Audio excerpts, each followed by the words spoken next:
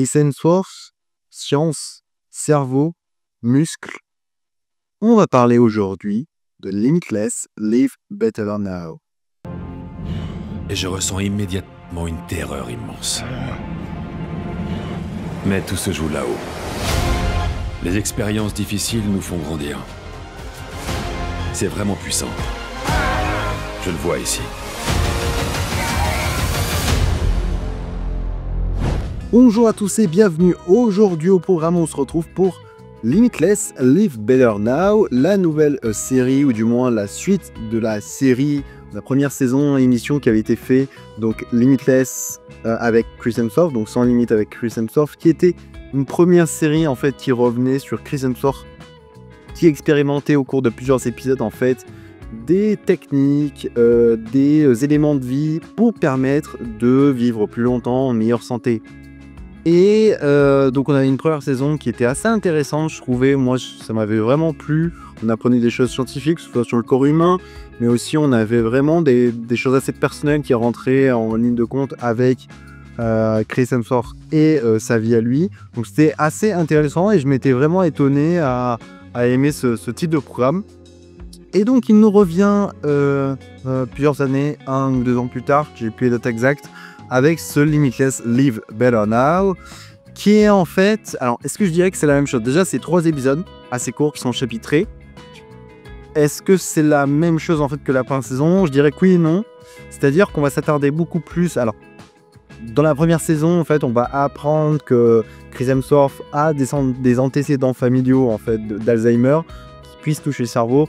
Donc, la série se focalise un peu plus sur le travail que peut faire le cerveau face à différentes choses et comment l'améliorer avec l'âge. Bon, bien sûr, on est toujours un peu dans cet ensemble de santé, mais je trouve que on se focus beaucoup plus sur le cerveau. Et comme ça, on va avoir 3 épisodes. Alors c'est très particulier parce que moi, je m'attendais à avoir une saison complète. Et en fait, ces 3 épisodes sont un peu une émission additionnelle en fait de la première série qui peut être aussi assez différente, moins émotionnel, on va avoir moins de choses qui vont rentrer en ligne de compte. Beaucoup de choses qui sont émotionnelles parce que on amène quand même des choses de son quotidien lui, de sa famille, mais on a quand même quelque chose d'assez différent. Et ça, c'est assez particulier. Donc, 3 épisodes avec un premier épisode assez intéressant, je dirais.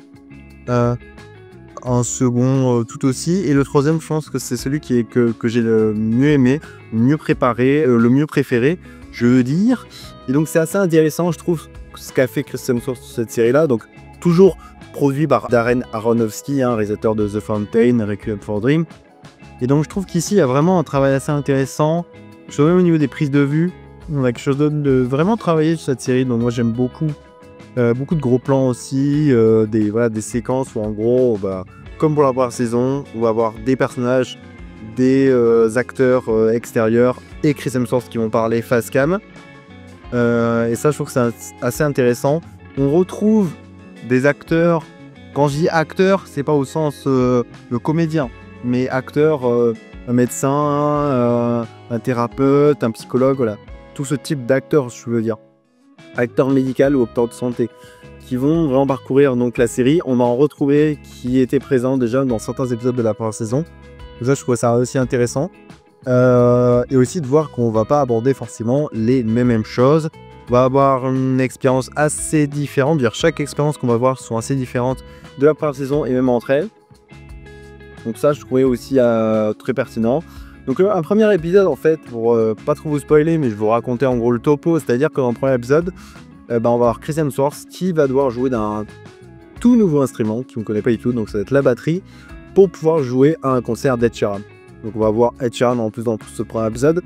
Donc c'est pour ça qu'on voit qu'on lui fait travailler cette expérience, par exemple, je vous dis cet épisode, pour faire travailler son cerveau, faire travailler une partie de son lobe frontal, je ne sais plus comment ça s'appelle, ne me demandez pas.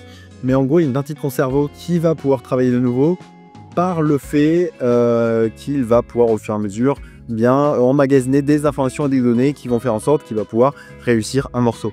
Donc ça, je trouve que c'est assez pertinent, assez intéressant de comprendre comment le cerveau marche et comment au fur et à mesure du temps, comment préserver son cerveau et réactiver des zones de son cerveau qu'on utilise de moins en moins avec le temps.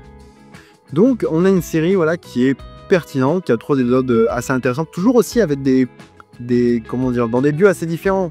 C'est-à-dire qu'il y en a un, ça va se passer une partie en Australie, en Angleterre, une autre partie en Corée du Sud, une autre partie née en Suisse, avec aussi voilà, plein de petits éléments qui vont venir de différents pays. Donc ça, je trouvais aussi intéressant de voyager à travers cette série. Là, on voyage bien sûr moins parce qu'on a 3 épisodes, mais quand même, avec les épisodes, on arrive vraiment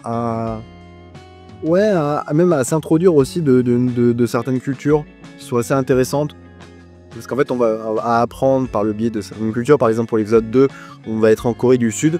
On va apprendre des manières d'être, des manières de faire dans sa vie quotidienne qui aussi assurent une certaine bonne santé sur le quotidien.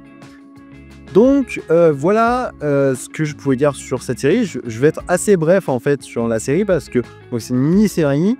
Je voulais en parler parce que je trouvais intéressant quand même de vraiment d'aller voir. Allez voir la série, faites-vous-en votre avis et après dites-moi en commentaire si elle vous a plu, mais vraiment je vous conseille cette série parce que moi franchement elle m'a vraiment touché encore.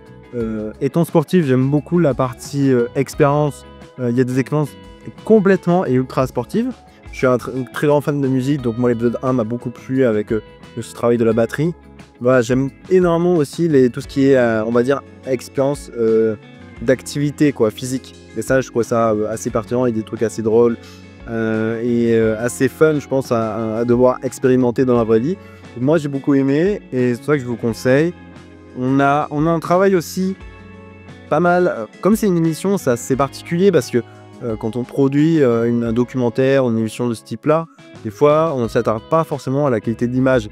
Et là, on va avoir beaucoup, à la différence de la première saison, beaucoup d'éléments de support. Par exemple, on va passer une caméra et cet élément de support va bouger. Je vous raconte pas du tout dans quel contexte, quel élément, mais voilà. On va avoir des supports du coup qui vont être très près des personnages et des très très gros plans. Ça va être assez particulier parce que ça va donner une certaine profondeur de champ vraiment étrange. On va avoir beaucoup de travail, je pense, au drone ou à l'hélico, mais je pense plus au drone, qui est toujours pertinent parce que ça nous permet de contextualiser un environnement et après de rentrer vraiment dedans avec quelque chose de vraiment des gros plans, des plans très rapprochés sur les personnages, et donc ça, c'est toujours intéressant. Ce qui est pertinent aussi, je vous parlais de ce rapprochement des cultures, mais il y a aussi la manière dont on va voir comment les gens qui vont interagir avec Chris Hemsworth, que ce soit coréen ou autre, en gros c'est intéressant, la manière dont eux aussi voient la vie, et la manière dont ils vont échanger ensemble, rigoler, faire des blagues. Donc aussi pertinent pour une série comme celle-ci. Donc voilà ce que je pouvais dire sur Limitless Live Better Now. Si vous n'avez pas vu la première saison, alors je dis saison mais c'est assez particulier parce que c'est pas forcément une deuxième saison en fait, c'est vraiment une série. Ça s'est mis vraiment comme des stand-alone quoi, c'est vraiment des séries un peu à part, même si ça se suit, hein, c'est vraiment complètement la même chose. Hein. Mais voilà, vous voyez donc la première série, Limitless with Chris Hemsworth, et si ça vous a plu, il n'y a que 3 épisodes sur Disney+, que je vous conseille vivement. Sur ce, je vous dis à la prochaine, allez voir des séries, des films, etc. Et je vous dis ciao.